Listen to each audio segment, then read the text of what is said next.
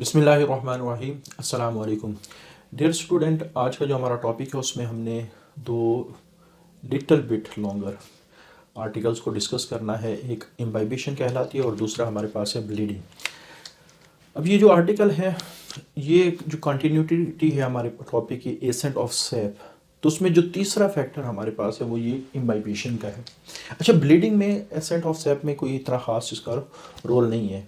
हमने इम्बाइबिशन को डिस्कस करना है एसेंट ऑफ सेप के हवाले से।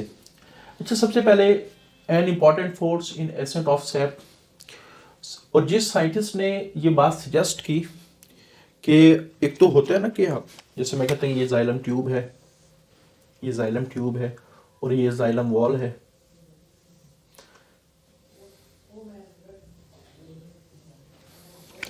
तो हमारे पास एक तो पानी यहाँ से मूव कर रहा है और ज़्यादातर बल्क में पानी यहीं से मूव कर रहा है। तो सैक ने सजेस्ट किया कि कुछ पानी ऐसा है जो इस के थ्रू भी मूव कर रहा होता है, यानी जाइलम वॉल के थ्रू भी मूव कर रहा होता है। तो सैक्स इन 1874 suggested that water molecule move along the cell wall of the xylem vessel due to imbibition, और ये imbibition के ज़रिए से मूव करता है। imbibition का लफ्ज़ी मतलब तो है जज़ब करना, लेकिन यहाँ जज़ब करना एक स्पेसिफिक अंदाज में होगा।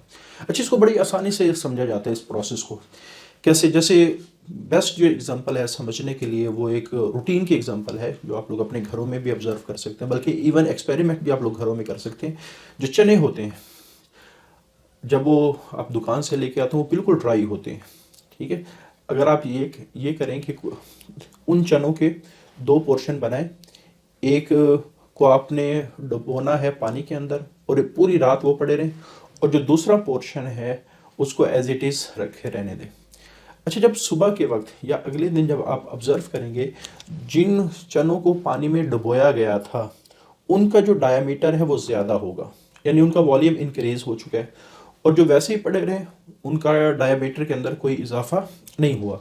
तो आप लोगों को दोनों के डायामीटर में, यानी जो सोक्ड ग्राम्स हैं जो डुबोए हुए चने हैं और दूसरे जो ड्राई ग्राम्स हैं, तो उनके अंदर, या खुश्क चने जिनको आप कह सकते हैं, उनके अंदर आपको काफ़ी सारा उनके जो सीड्स हैं उनमें काफ़ी सारा आप लोगों को फ़र्क नज़र आएगा। अगर आप देखें वो जो सोक्ड हैं जो डुबोए हुए हैं उसको फिर आप कुछ देर के लिए धूप में रख दें, और फिर वो जो ड्राई है और जो अब खुश्क हो चुके हैं उनका डायमीटर देखें तो आप लोगों को एक जैसा डायमीटर नज़र आएगा। यानी अब हुआ क्या है कि जब चनों को पानी में डाला गया तो उनका वॉल्यूम इंक्रीज़ कर गया। अच्छा, चने डिज़ोल्व नहीं हुए, सिर्फ उनका वॉल्यूम क्या हुआ, इंक्रीज़ कर गया। लेकिन जब उन चनों को दोबारा खुश्क किया गया तो उनका जो ओरिजिनल वॉल्यूम है वो दोबारा रिस्टोर हो गया। तो इसका मतलब ये हुआ कि ये जो प्रोसेस है कि चनों ने पानी को जज़ब किया, वॉल्यूम इंक्रीज हुआ और चने डिज़ोल्व नहीं हुए, तो इस प्रोसेस को हम कहते हैं इम्बाइबिशन। तो सेम काम, चूँकि चने के अंदर सेल, प्लांट सेल का हिस्सा है, जो हमारे पास चने का जो सीड है वो प्लांट सेल का हिस्सा है, तो इस वजह से उनमें ये सारे कंपोनेंट होंगे, सेलुलोज, पेक्टिन और लिग्निन। तो इम्बाइबिशन की डेफिनेशन क्या बनेगी कि सेल वॉल के कंपोनेंट जैसे सेलुलोज, पेक्टिन, लिग्निन ये पानी को एब्जॉर्ब करते हैं, इंक्रीज इन वॉल्यूम, और उनका वॉल्यूम इंक्रीज होता है, और but component does not dissolve, लेकिन जो कंपोनेंट है वो पानी में हल नहीं होते। यानी सबसे पहले एब्जॉर्प्शन ऑफ वाटर हुई है, इंक्रीज ऑफ वॉल्यूम हुआ है, और डेजोल्यूशन नहीं हुई कि इसमें पानी के अंदर ये डिसॉल्व नहीं हुए। तो इस प्रोसेस को हम कहते हैं ये इम्बाइबिशन है। क्लियर?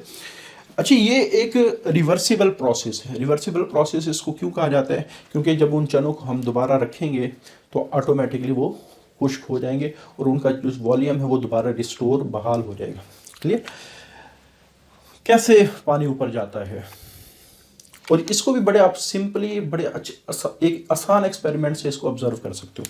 जैसा आप एक टिश्यू पेपर लें या फिल्टर पेपर लें या इवन एक कागज़ का टुकड़ा लें, एक स्ट्रिप्स आप बनाएं ऐसे, और एक गिलास के अंदर जिसमें पानी मौजूद है, आप इसको सिर्फ उसका नीचे वाला जो किनारा है ये सिर्फ डिप कर दें, तो आप लोग देखेंगे कि ये जो पानी है ये इस कागज़ के टुकड़े पे या फिल्टर पेपर के टुकड़े के ऊपर ऊपर चढ़ना शुरू हो गया। क्लियर। अब ये जो फिल्टर पेपर है, ये टिश्यू पेपर है या कागज़ है, इसमें बहुत ज़्यादा सेलुलोज होती है और जाइलम टिश्यू के अंदर भी बहुत ज़्यादा सेलुलोज। अगर पानी इस कागज़ के टुकड़े के ऊपर चढ़ सकता है, इस फिल्टर पेपर के टुकड़े के ऊपर वो मूव कर सकता है, तो फिर जाइलम वॉल के ज़रिए से ऊपर क्यों नहीं चढ़ सकता?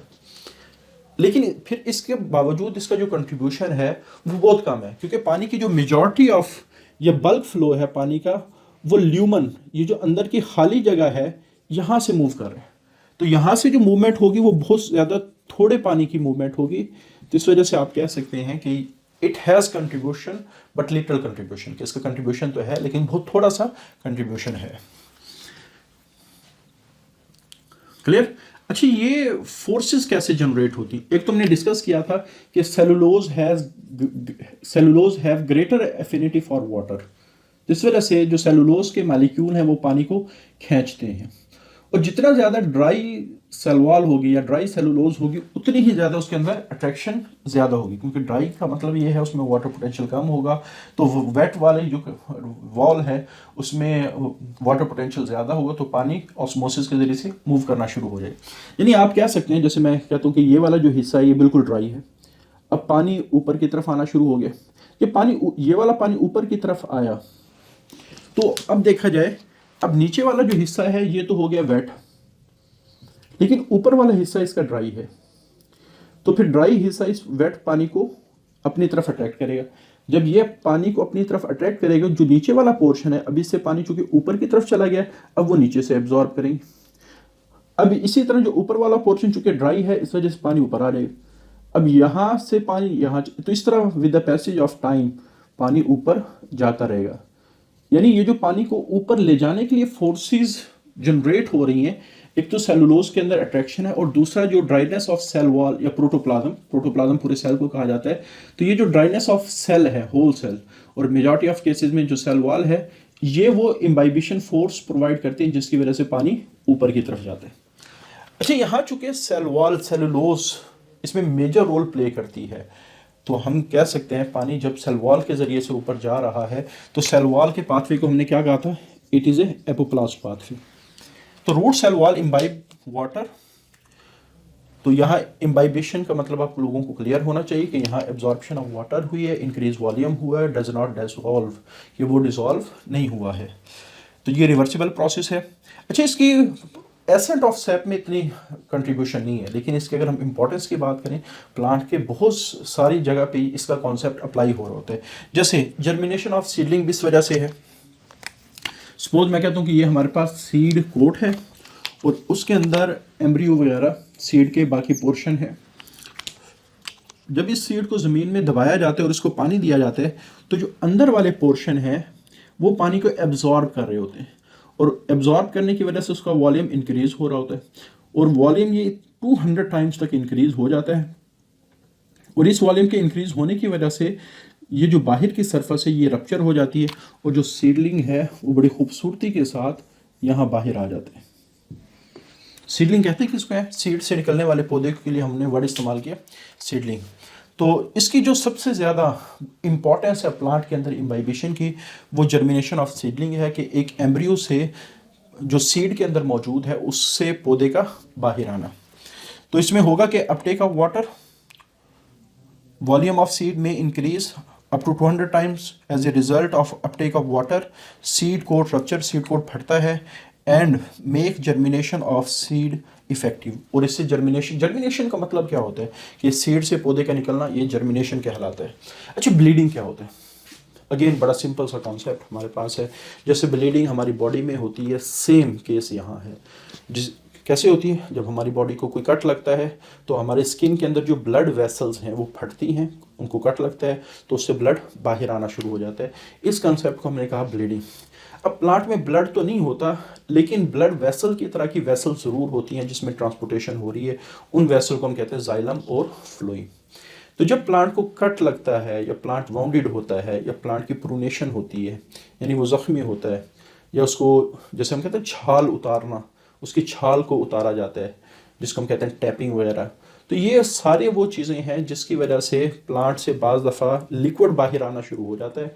तो प्लांट जिस तरह एक स्किन पे कट लगने से ब्लड फ्लूइड बाहर आता है, इसी तरह प्लांट को जब कट लगता है या वो ज़ख्मी होता है तो उससे जो फ्लूइड का बाहर आना है या लिक्विड का बाहर आना है, तो ये जस्ट लाइक ए ब्लीडिंग होगा। तो प्लांट में भी इस कॉन्सेप्ट को नाम क्या दिया गया? ब्लीडिंग। ये ब्लीडिंग की तरह का प्रोसेस है।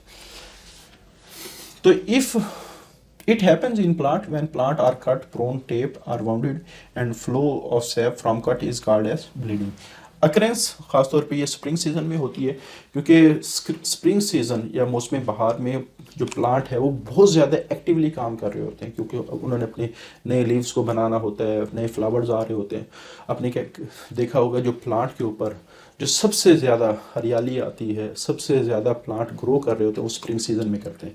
तो इस वजह से प्लांट के अंदर जो मूवमेंट ऑफ मटेरियल है वो भी ज़्यादा हो रही होती है, और अगर खुदा ना खास्ता कट लग जाए तो बाहर वो जो मटेरियल है वो जल्दी बाहर आ सकता है। तो ब्लीडिंग आमतौर पर स्प्रिंग सीजन में ज़्यादा नज़र आती है। और ख़ास तौर पर कुछ प्लांट ऐसे हैं जिनमें बहुत ज़्यादा ये ऑब्जर्व की गई है, जैसे ग्रेप वाइन्स जो अंगूर वगैरह है, मैपल, इसको शक्कर का दरख्त कहा जाता है, पाम ट्री, ये खजूर की तरह का दरख्त होता है। तो ये वो प्लांट है जिनमें ये ब्लीडिंग का जो प्रोसेस है वो बहुत ज़्यादा ऑब्जर्व किया जाता है। स्पीड ऑफ फ्लो, ब्लीडिंग बहुत स्लो प्रोसेस है, लेकिन ब्लीडिंग के बावजूद, जैसे हमारे कट लगे तो अगर माइनर से कट हो तो बहुत आहिस्ता आहिस्ता ब्लड बाहर आ रहा होता है, लेकिन अगर वो ब्लड सारा दिन बाहर आता रहे तो अच्छा खासा ब्लड बाहर या ज़ाया हो सकता है। तो सेम केस यहाँ है, हालांकि ये ऑर्डिनरी स्लो प्रोसेस है, लेकिन इसके बावजूद कि काफ़ी सारा जो फ्लूइड है वो 24 आवर्स में बाहर आ सकता है। लेकिन कुछ प्लांट ऐसे हैं, जैसे यहाँ पाम्स की एग्जांपल लिखी गई है, कि जब उनको टैप किया जाता है यानी उनकी छाल को उतारा जाता है तो 10 to 15 लीटर जो सैप है वो एक दिन में बाहर आ सकता है। यानी अगेन यहाँ फास्ट प्रोसेस भी हो सकता है। कंपोजिशन ऑफ सैप की बात करें तो ये डिपेंड करता है कि जो प्लांट की कौन सी वेसल डैमेज हुई है, क्योंकि दो किस्म की वेसल हैं, एक जाइलम कहा जाता है, एक फ्लोएम कहा जाता है। दोनों में डिफरेंट चीज़ें मूव कर रही हैं। जैसे फॉर एग्जांपल जाइलम के अंदर वाटर और मिनरल्स और इनऑर्गेनिक साल्ट मूव कर रहे हैं, लेकिन जब हम फ्लोएम की बात करते हैं तो उसमें आमतौर पर शुगर, अगर दोनों डैमेज हो जाए, आमतौर पर दोनों ही डैमेज होती हैं, तो इस वजह से शुगर के मालिक्यूल भी बाहर आते हैं, वाटर भी बाहर आता है, मिनरल्स भी बाहर आते हैं, इनऑर्गेनिक साल्ट भी बाहर आते हैं। तो ये सारी चीज़ें मिला के जो सैप की कंपोजिशन बनाते हैं, जो ब्लीडिंग के ज़रिए से बाहर आ रहा होता है। अच्छा, फैक्टर्स क्या हैं? तो आमतौर पे हाइड्रोस्टैटिक प्रेशर जो जाइलम और फ्लोएम में, यानी पानी जिस प्रेशर के साथ मूव कर रहा होगा तो ये ब्लीडिंग का काज बन रहा होता है, या रूट प्रेशर, रूट कितनी तेज़ी से पानी को सॉइल से एब्जॉर्ब कर रही हैं।